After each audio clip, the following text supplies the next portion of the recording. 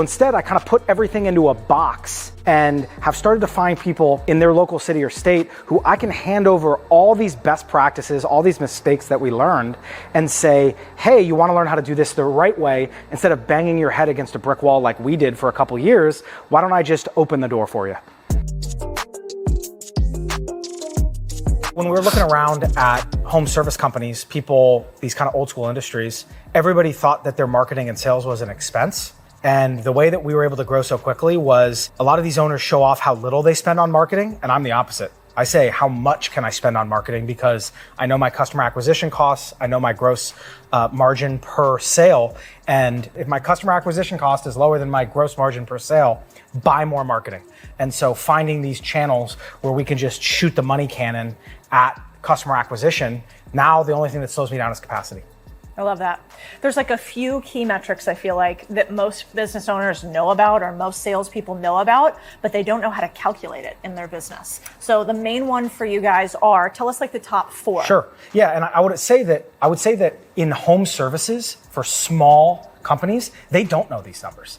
When you're talking about e-com, when you're talking about Postpilot, when you're talking about these sophisticated internet companies, it's easy for them. But talking about customer acquisition costs to a guy in his 70s in the home services industry, that's like Swahili, right? So you can bring tools that are terribly basic in one industry and they're freaking PhD level tools in local garage upgrades, right? So we're not doing anything that fancy. So our metrics are really, really simple. I'm a big simplicity guy. It's what does it take for me to walk into a home? What percentage do I convert people when I walk in? What's my margin per time I walk in? It's a pretty basic funnel. And so when you look at your different marketing channels, whether it's direct mail, radio, PPC, SEO, you can calculate how expensive it is for you to walk into the home, because when you say walk into the home, that assumes that they're qualified, which is part of our process too, is we squeeze our leads a bit to make sure that we're not just, somebody wants $9 worth of stuff and we drive somebody out there. So that's kind of shorthand, simple metric for opportunities.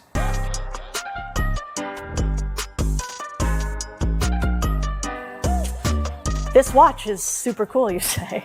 I know. But the reason that I keep this on is my friend John and I were working on a deal, and it's really easy to fall in love with something that can't love you back. To do an investment because you're already into it, they call it getting pregnant in investing. When you get pregnant with a deal, it means you get too close to it, and you forget that doing a deal is only about one thing. You should only ever invest for one reason and one reason only, which is that you're gonna get a return, that you think you're gonna get the return that you want for the risk that you're gonna get. And how do you know that? By knowing the numbers. So this is my little deal calculator watch. All of you guys, if you're gonna do deals, make sure you remember the number 1 rule. Don't fall in love with something that can't love you back, and know your numbers.